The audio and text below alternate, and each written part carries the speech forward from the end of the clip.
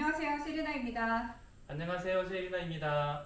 지난번 영상에서는 저희 예전 욕실 모습을 보여드렸는데요. 오늘은 저희의 새로 바뀐 거실 욕실을 보여드릴게요. 지난번에 보였던 화장실 어떻게 바뀌었는지 한번 들어가 보도록 하겠습니다. 자, 이렇게 문을 열었고요. 지난 시간에 소개한 셀리나의 옛날 화장실의 모습이에요. 이것을 보면서 참 심란했어요. 뭔가 어수선하잖아요. 세 가지 색상을 혼합한 타일, 쓸모 있을까 싶은 수건 선반, 게다가 재료 분리대까지. 마음 같아서는 확 뜯어버리고 새로 만들고 싶었지만 그게 쉽지 않았어요. 설사 뜯는다 하더라도 뾰족한 수도 없었거든요. 누구나 호텔 욕실처럼 고급스럽게 만들고 싶죠.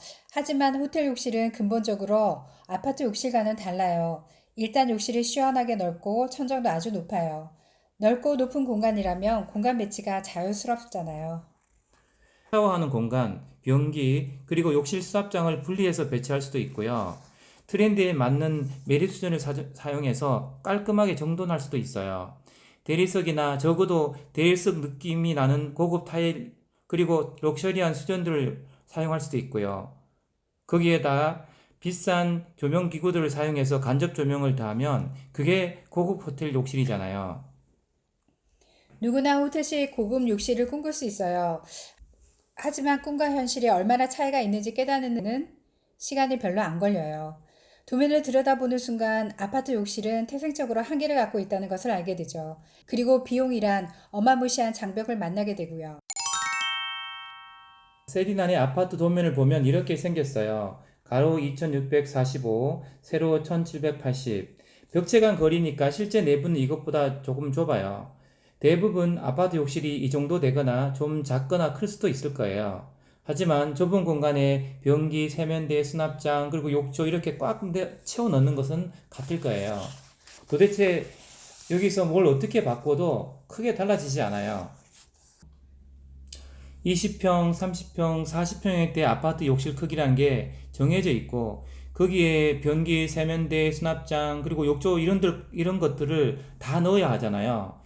그나마 욕조를 없애고 샤워부스를 만든다면 변화를 줄 수 있을 거예요. 아니면 조정 욕조를 만들거나 매립수전을 설치하는 것, 뭐 이 정도일 것 같은데요. 셀리나네는 욕조가 꼭 필요했어요. 셀리나네 아들들은 욕조에서 보내는 시간이 많았기 때문에 욕조를 없앨 수는 없었거든요. 세리나는 결국 타일과 천정에 집중할 수밖에 없었어요. 다크 계열의 타일을 중심으로 알아봤고요. 보통 밝은 계열이 실패가 없다고들 하는데요. 다크 계열이 더 고급스럽다고 할 수 있어요. 그리고 좁은 화장실이라 동일한 타일을 바닥과 벽체에 모두 사용했어요. 결국 느낌이 있는 타일을 고르는 일, 그리고 고급스러운 타일을 좀 더 저렴하게 구입한 일이 포인트가 되더라고요. 셀리나는 논현동 수도권 타일 전시장 그리고 을지로 타일 가게들을 몇 번씩 방문했어요. 최종적으로 고른 게 매트한 느낌의 포세린 타일인데요. 물기도 빠르게 마르고 맨발로 다녀도 미끄럽지 않고 뽀송뽀송해서 기분이 참 좋아요. 이렇게 시공을 해놓고 보니까 고급스럽기도 하고요. 이 타일은 정말 선택을 잘했다 싶어요. 타일 가게 방문하면서 느꼈던 경험들 그리고 타일을 고르면서 생각했던 것들을 별도의 영상에서 다룰 계획이에요. 세린을 하기 전에 걱정을 많이 했어요. 타일러를 잘못 만나면 하자가 많다는 말을 들었거든요. 아무리 고급스러운 타일을 사용하더라도 타일러를 잘못 만나면 소용이 없잖아요. 꼼꼼하게 시공할 수 있는 타일러를 찾기 위해 노력했고요. 다행히 열심히 전문적으로 시공하는 타일러를 만났어요. 시공 후 ASR 부분이 생기긴 했지만 대체적으로 시공은 잘 된 것 같아요. 재료가 다른 두 벽이 만나는 곳에 재료 분리대가 있었는데요. 리모델링을 할 때 이 재료 분리대를 제거하고 시공을 했어요. 타일러가 벽면이 안정이 되어 있다면서 이번에는 없애버렸거든요. 걱정을 좀 했는데 지금까지는 괜찮아요. 조정 욕조를 만들까 아크릴 욕조를 쓸까 고민을 많이 했었는데요. 세리나네 아들들은 욕조를 너무 사랑해서 오랫동안 누워있기 편한 아크릴 욕조로 시공했어요.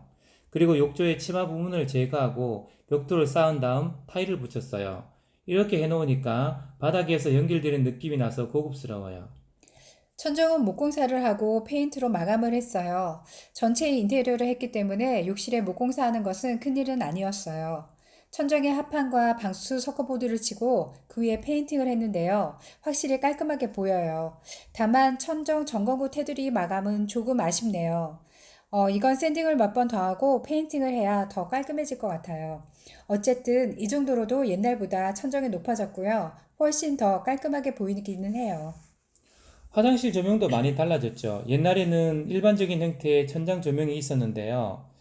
천장을 새로 만들면서 없앴어요. 대신에 간접 조명이랑 다운라이트 이 두 가지로 시공을 했어요.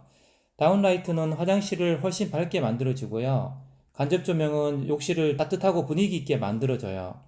욕조에 들어갈 때는 간접 조명만 켜면 되기 때문에 훨씬 아늑한 느낌을 갖게 돼요. 욕실장은 맞춤 제작을 했어요. 양쪽에 큼직한 거울을 달았는데 괜찮은 것 같아요. 변기, 세면대 등 도기 종류 그리고 수전도 모두 바꿨는데요. 조금 비용이 들더라도 디자인이 욕실 컨셉과 맞는 것들을 선택했어요. 도기와 수전을 알면 알수록 눈이 높아지고 욕심이 생기더라고요. 그래서 적정한 선에서 타협을 했어요. 다행히 욕실의 느낌과 잘 매치가 되는 것 같아요. 참, 인터넷을 보면 욕조 옆에 유리 파티션을 하는 경우가 많더라고요. 세리나는 굳이 그렇게 할 필요성을 느끼지 못했어요. 물이 밖으로 좀 튀면 어때요? 욕조 파티션을 하게 되면 답답해 보이기도 하고 무엇보다 청소할 곳이 하나 더 늘어나는 거잖아요. 그래서 세리나는 파티션 없이 사용하고 있어요. 크게 불편하지 않고 만족해요. 한 가지 아쉬운 점이 있다면 콘센트예요. 방우형으로 밖에 콘센트가 달려 있는데요. 이걸 욕실장 안으로 넣었으면 더 좋았겠다는 생각이 들어요. 세리나는 거실 욕실에 만족해요. 마음에 드는 타일을 가성비 좋게 구입했고요. 타일 시공도 대체적으로 잘 했어요. 그리고 목공 마감한 천장과 분위기 있는 간접 조명도 마음에 들어요. 셀리나의 거실 욕실은 기본 틀을 바꾸지 않았어요. 아파트 거실 화장실이 그만큼 선택지가 좁다는 것을 의미하는 거죠. 구조를 크게 바꾸지 않고 거실 욕실을 만들기는 했지만 셀리나는 많이 고민하고 공부도 적지 않게 했어요. 그리고 실제 공사를 하면서 발견했던 시행착오들이 있어요. 이런 것들을 주제로 해서 다음 영상부터 하나씩 올려보려고 해요. 덧방과 철거를 고민했던 이야기를 다루고요.